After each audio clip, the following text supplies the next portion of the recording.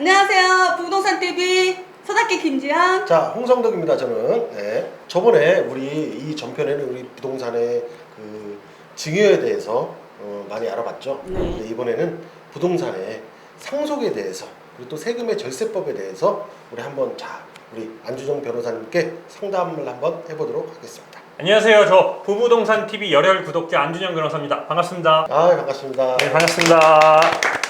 제가 그 상속할 때 제일 궁금한 게 외곽의 임야 토지 같은 경우는 시세가 이 공시가랑 차이가 많이 나요. 네, 그래서 네. 한 시세가 한 3, 40만 원씩 이렇게 되는데도 네. 또 개발이 되면 막 100만 원씩도 돼. 그렇죠. 근데 개발되기 전에 임야는 공시지가가 임야로 돼 있으니까 한 2만 원, 3만 원 막 이렇게 돼 있단 말이야. 그 만 평을 산다고 해도 공시지가 뭐 2만 원, 3만 원이면 2억, 3억이잖아. 그러면 그거에 대해서 상속을 받으면 정말 상속세 많이 안 내거든. 근데 실질적으로는 막 2, 30억이 되는 거잖아. 네네네. 그런데 이런 경우는 세금이 어떻게 되는지. 세금이 어떻게 되는지 궁금해요. 토지 같은 경우는 아파트처럼 시세가 없어요. 그쵸, 시세가. 뭐 한국감정원 시세라든지 KB 시세라든지 이런 시세가 없기 때문에 토지를 증여하거나 상속할 때 그 과세 기준을 정할 때는요. 일단 그 같은 토지 비슷한 토지의 실거래가가 있는지를 봐야 되는데 실제로 경기도 외곽 지역의 땅들은 실거래가가 없는 경우가 대부분이에요. 맞아요. 그럴 때는 공시지가를 기준해서 증여나 상속세를 내기 때문에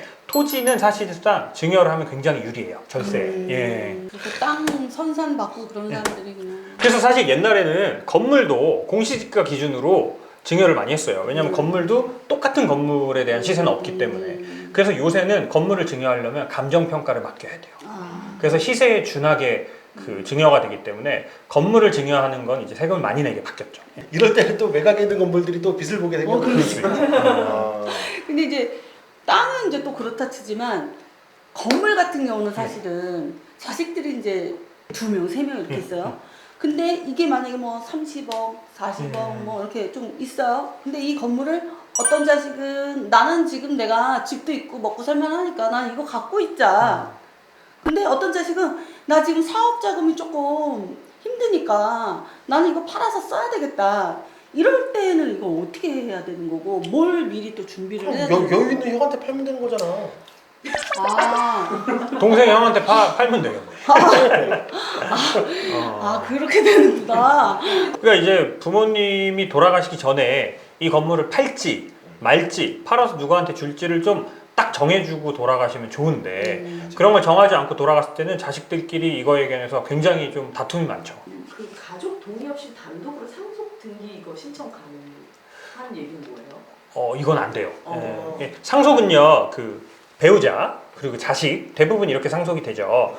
그래서 이제 만약에 아버지나 어머니가 돌아가셨는데 자식이 4명이 있다. 그러면 이 4명의 그 인감도장이 다 들어간 상속재산 분할 협의서가 없으면 상속 등기가 안 돼요. 예. 그래서 굉장히 복잡해집니다. 상속은 다 받는 거잖아. 그쵸. 지금 있는 가족들이 그쵸. 다 받는 거니까 그쵸. 인원수가 더 많이 늘어나는 거잖아. 그럴 수도 있고 또 자식이 하나면 혼자 다 받아야 될 수도 그렇죠. 있고. 그럼 이 상속으로 가면 며느리까지 다 받을 수도 있는 거죠. 기본적으로 상속은요 친자식한테만 상속권이 있어요. 근데 이제 자식이 하나면 며느리하고 자식하고 이렇게 싸움이 날 일이 없는데 여기서 자식이 이제 한 2명, 3명 되고 이러면은 여기서 싸움이 나는 거죠. 제가 상속 사건을 많이 하면서 맨날 안타까운 게 아무리 우애가 좋고 아무리 사이가 좋은 집안도 부모님이 이 재산 정리를 안 하고 돌아가시면 자식들 사이에서는 싸움이 날 수밖에 없더라고요. 결국은 이게 소송으로 가게 되죠. 그래서 꼭 생전에 증여를 다 못 하신다면 재산 정리를 다 못 하신다면 적어도 유언장 하나 정도는 작성을 해 놓으셔야 돼요. 맞아요. 나중에 피 터지는 싸움, 법정 싸움까지 안 가게 하려면 정말 미리미리 해놓으셔야 되겠네요. 맞아요. 우리 어머니 아버지가 생전에 자필로 적어 놓으신 유언장이 있으면 아직까지 대부분의 자식들은 다 받아들이고 수긍하고 넘어가요.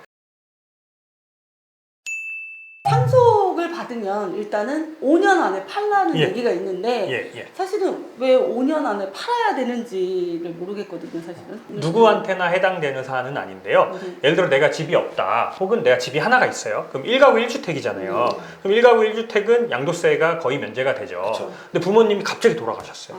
그럼 제가 부모님 집을 상속을 받게 되겠죠. 그럼 졸지에 1가구 2주택이 되는 거예요. 내가 원치 않게.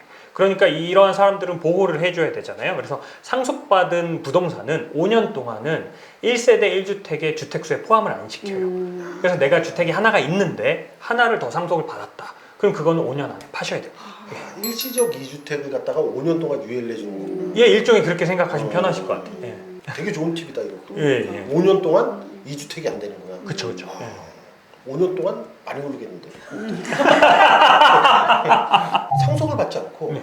갑자기 그게 경매로 나가는 경우가 있는 거예요. 있죠. 네, 그런 경우는 왜 그렇게 될까 저도 되게 궁금했었거든요.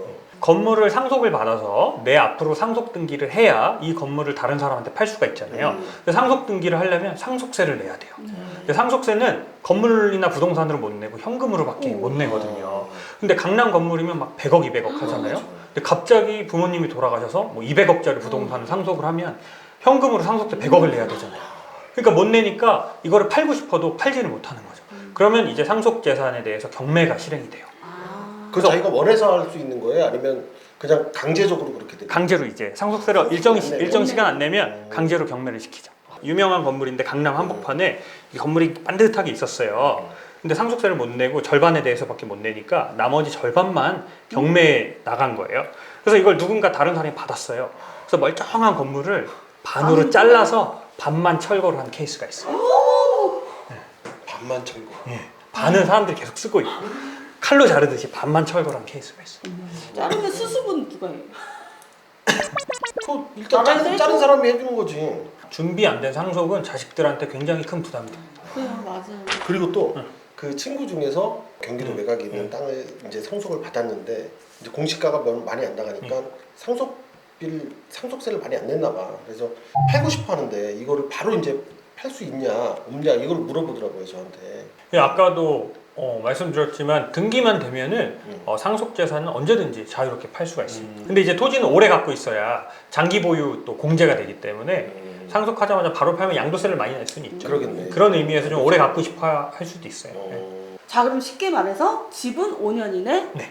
땅은 오래 갖고 있어라. 그게 좋죠. 세금만 따지면 그게 좋습니다. 아 그러네. 그리고 땅은 뭐 아시다시피 지가가 계속 상승하기 때문에 오래 가지고 있으면 가지고 있는 대로 좋죠. 그쵸.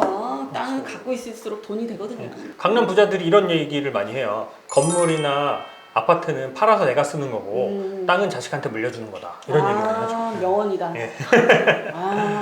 그러네. 그래서 땅을 또 많이 사는구나. 그런 거 있어요. 진짜 부자들이 증여를 얼마나 큰 걸 하는지 제 눈으로 본 게 있어요. 이 압구정 현대아파트 증여하는 걸 제 눈앞에서 봤어요.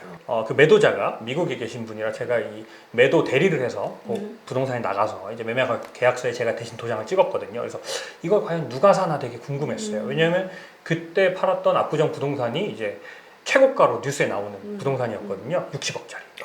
근데 이거를 구매하는 사람이 저보다 어린 거예요. 혼자 아니에요? 근데 봤더니 어머니가 대신 나오시더라고요. 어머니가 대신 나오셔서 우리 아들 생일 선물로 사주신다고. 그래서 그 아파트 가액 60억에다가 아까 말한 증여세 30억 더해가지고 세금을 내서 그걸 사가신 적이 있어요. 근데 솔직히 이건 내 생각인데 그 아파트를 그 돈을 내가면서 그렇게 하면서 거기서 사고 싶을까? 선물이래잖아 생일 선물. 아니 선물이라도 솔직히 오래된 아파트고. 근데 재산이 500억이 있어. 현금으로. 근데 한 30억 생일 선물 주자 줬어. 어떻게 생각해? 그럴 수도 있지. 아니 좋은 동네에서 새 아파트 사주면 되지. 아니 다른 것도 또 줬을 거 아니야 그만큼. 그런가? 진짜 대단하다 대단해. 부자들이잖아. 그러면 제가 이렇게 막 그렇게 부동산이 많지는 않지만 그래도 만약에 이걸 갖다가 상속으로 하는 게 좋은지 증여로 하는 게 좋은지 이게 좀 궁금도 하거든요. 종합적으로 말씀드리면 갖고 계신 물건들 중에 좀 작은 것들, 증여세가 많이 안 나오는 것들 이런 것들은 그 자녀분들이나 여기 계신 와이프한테 미리미리 증여를 해두시는 게 좋고요. 내가 가지고 있는 것 중에 좀 큰 물건 하나 그런 거는 상속으로 남겨두시는 게 세금 절약 차원에서 좋습니다. 유언장 쓰고. 유언장 쓰고요. 내 거 이거는 네가 갖고 이거는 그쵸. 큰 애가 갖고 이건 작은 애가 가져라. 그냥 꼭 명시를 하셔야 돼요. 여러분들이 이제 가지고 계신 이제 부동산들 있잖아요. 그 부동산들이 이제 나중에 보면 이제 또 나이가 또 있게 되면 저희보다 더 많게 되거나 그러면 이제 증여나 상속을 생각해야 되니까 내가 이 재산은 상속으로 하는 게 좋을지 아니면 증여를 하는 게 좋을지 이거를 잘 생각해 보셔가지고 이거는 이제 전문가랑 같이 상의를 해보시는 게 가장 좋을 것 같습니다. 우리 더보기 보시면 안준영 변호사님의 연락처가 나갈 겁니다. 그러면 안준영 변호사님한테 이제 상담해 보시면은 아주 친절하게 잘생긴 훈남이 해주실 겁니다. 괜히 뭐 데이트하자 이런저런 하지 마세요. 네, 부부동산 TV 모든 구독자들이 건물주가 되는 그날까지 저희는 열심히 달리고 열심히 공부하겠습니다. 또 봐요.